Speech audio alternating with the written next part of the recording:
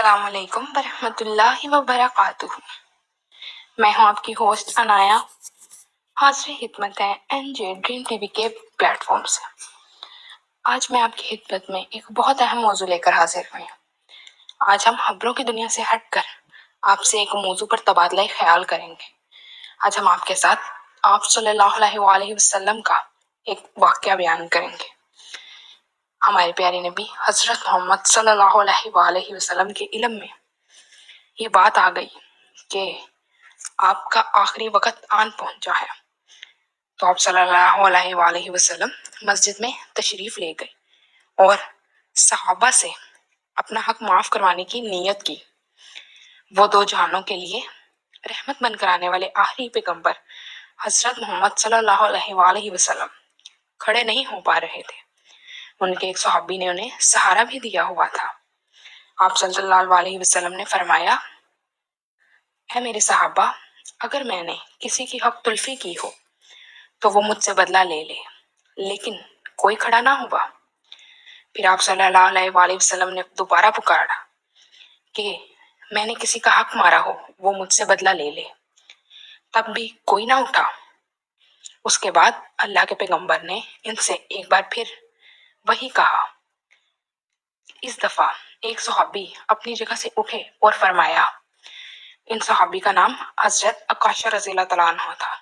حضرت عکاشہ رضی اللہ تعالیٰ عنہ نے آپ صلی اللہ علیہ وسلم سے عرض کیا کہ یا رسول اللہ، جنگ حدیبیہ سے واپسی پر آپ اپنی اونٹنی پر سوار ہونا چاہتے تھے۔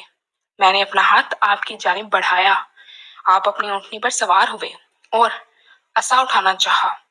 اس وقت آپ کا عصا میری کمر پر لگا، تو آپ پر میرا حق نہیں؟ آپ صلی اللہ علیہ وآلہ وسلم نے فرمایا، ہاں بالکل، مجھ پر تمہارا حق ہے۔ یہ بات سن کر حضرت عمر رضی اللہ تعالیٰ عنہ سے برداشت نہ ہوا اور آپ رضی اللہ تعالیٰ عنہ غصے سے کھڑے ہوئے۔ اس پر آپ صلی اللہ علیہ وسلم نے فرمایا، دخل اندازی نہ کرو اے عمر، یہ میرا اور اس کا معاملہ ہے، حرکت سے باز آ جاؤ۔ حضرت ابو بکر صدیق کھڑے ہوئے اور فرمایا، اے عکاشہ، تمہیں جتنی دولت چاہیے مجھ سے لے لو، بس اپنی حرکت سے باز آ جاؤ۔ اللہ کے رسول نے فرمایا، اے ابو بکر، یہ میرا حساب ہے، تم دخل مت دو۔ صحابہ مشکل سے اپنے جذبات پر قابو کیے بیٹھے تھے، تو حضور پاک صلی اللہ علیہ وآلہ وسلم نے حضرت علی رضی اللہ تعالیٰ عنہ سے فرمایا، وہ عصا میری بیٹی فاطمہ کے پاس ہے، جاؤ اسے لے آؤ۔ حضرت علی رضی اللہ تعالیٰ عنہ نے جب یہ واقعہ بتایا تو حضرت فاطمہ رضی اللہ تعالیٰ عنہ پریشان ہو گئی۔ انہوں نے فرمایا، کیا آپ جانتے نہیں کہ وہ بیمار ہیں؟ کیا آپ میں سے کوئی بھی ان کا بدلہ نہیں چکا سکتا؟ چنانچہ انہوں نے حضرت حسن رضی اللہ تعالیٰ عنہ اور حضرت حسین رضی اللہ تعالیٰ عنہ کو بھیج دیا۔ ہمارے پیارے آقا حضرت محمد صلی اللہ علیہ وآلہ وسلم کی آنکھوں کی ٹھنڈک حضرت حسن اور حضرت حسین مسجد میں داخل ہوئے۔ فرمایا، اے عکاشہ، ہمارے نانا سے بدلہ مت لو، ان کا بدلہ ہم سے لو، چلو آؤ اپنا حق ہم سے وصول کرو۔ صحابہ جذباتی ہو رہے تھے۔ حضور پاک صلی اللہ علیہ وسلم نے فرمایا، یہ تم لوگوں کا معاملہ نہیں، یہ میرا حساب ہے، اس کا بدلہ عکاشہ مجھ سے ہی لے۔ عصا آ چکا تھا اور صحابہ کرام رضی اللہ تعالیٰ عنہ مسلسل اذیت کا شکار تھے۔ حضور پاک صلی اللہ علیہ وسلم نے عصا عکاشہ کو دیتے ہوئے حکم دیا اور بولے، اے اللہ کے پیارے رسول، میری ایک اور عرض بھی ہے۔ جب آپ کا عصا میری کمر پر لگا اس وقت میری پشت برہنہ تھی۔ انہوں نے پوچھا، کیا میرا حق نہیں؟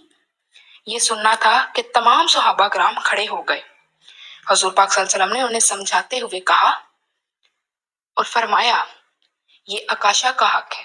ہمارے نبی صلی اللہ علیہ وسلم منبر سے اترے اور اپنے جسم سے کپڑا ہٹا دیا۔ حضور پاک صلی اللہ علیہ وآلہ وسلم بدن سے کپڑا ہٹائے حضرت عکاشہ کے منتظر تھے۔ حضرت عکاشہ نے عصا ہوا میں بلند کیا اور انہوں نے نبی کریم صلی اللہ علیہ وسلم کے کندھوں کے درمیان مہر نبوت کو بوسہ دیا اور انہوں نے روتے ہوئے فرمایا، میرا حق حلال ہوا، یا رسول اللہ، میرے ماں باپ آپ پر قربان ہوں۔ جی ہاں، تو یہ تھا ہمارے پیارے پیغمبر ہمارے پیارے رہبر کا طریقہ۔ تو کیا انصاف ہر کسی کے لیے نہیں ہونا چاہیے؟ آپ صلی اللہ علیہ وسلم نے یہ نہیں فرمایا کہ میں پیغمبر ہوں، بلکہ ایسا لے کر فرمایا کہ اگر مارنا چاہتے ہو تو مار لو، کیونکہ تمہارا مجھ پر حق ہے، اس کے بعد تمہارا مجھ پر حق نہ رہے اور عدل قائم ہو۔ اگر کسی جگہ عدل قائم نہ رہے تو وہاں نظام بھی برباد ہو جاتا ہے اور اخلاق بھی۔ اس واقعے سے ہمیں سبق سیکھنا چاہیے کہ ہمیشہ عدل اور انصاف سے فیصلہ کرنا چاہیے۔ اسی کے ساتھ اپنی ہوسٹ عنایہ کو دیجیے اجازت۔ اللہ حافظ۔